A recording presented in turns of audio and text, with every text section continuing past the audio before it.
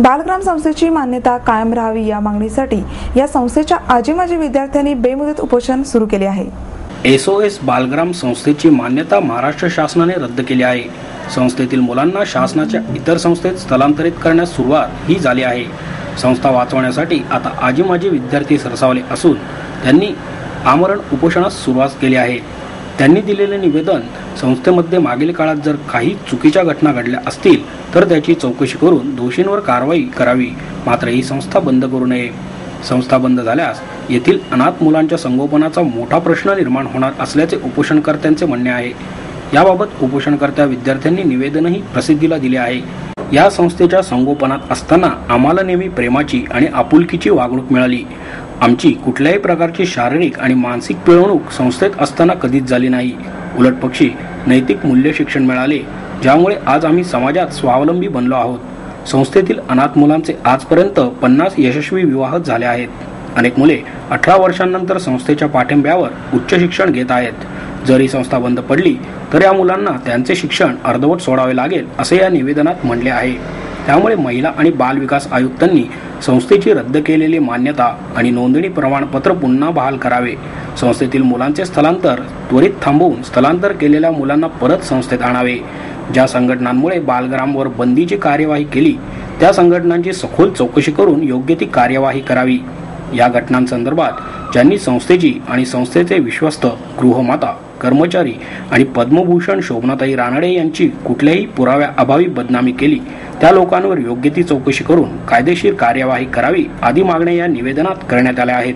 माझं नाव राज खराते, SOS बालग्रामचा माजी विद्यार्थी आहे। आम्ही उपोषण एवढ्यासाठी केलेलं आहे इथं की आमच्या या बालग्राम संस्थेची समाज कल्याण यांनी ही मान्यता रद्द केलेली आहे। ती मान्यता पूर्ववत आणण्यासाठी आणि इथून जी मुलं यांनी काढलेली आहेत त्यांना परत या बालग्राममध्ये आणण्यासाठी आणि ह्याच्यासाठी आम्ही उपोषण करतो। 40 ते 50 मुलं शिफ्ट केलेली आहेत, त्या मुलांना परत त्यांनी आमच्या संस्थेमध्ये परत आणून द्यावी आणि आमची परत लायसन आम्हाला परत मिळावं, हीच आमच्या सगळ्यांची हे मागणी आहे। यामध्ये भोसले इथला माजी विद्यार्थी आहे, SOS चिल्ड्रन्स विलेज बालग्राम। इथून काही शासकीय इथून आहेत ना वरून ऑर्डर आलेली आहे की ही संस्था बंद करावी।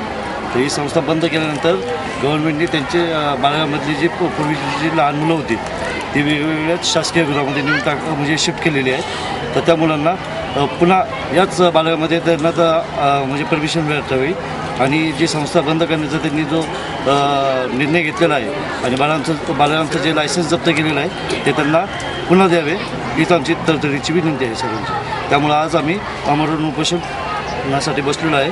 जोपर्यंत ते आमच्या मागण्या मान्य होत नाही तोपर्यंत आम्ही इथून हलणार नाही। आणि मी बालग्रामची माजी विद्यार्थी आहे। सध्या मी बाहेर नोकरी करून राहत आहे। तर आजचं आमचं उपोषण पाठीमागचं कारण असं की या संस्थेमध्ये मी लहानाची मोठी झाले। या संस्थेनेच मला जे काही मी आज बाहेर याचं ग्राफिक डिझाईन म्हणून वर्क करते हे सगळं मला या संस्थेने दिलेलं आहे। तर माझ्यासारखीच मुलं या संस्थेमध्ये घडावी, कारण आम्हाला अगदी वयाच्या 23-25 वर्षापर्यंत संस्था जे काही आर्थिक शिक्षण आहे या सगळ्या गोष्टी देते।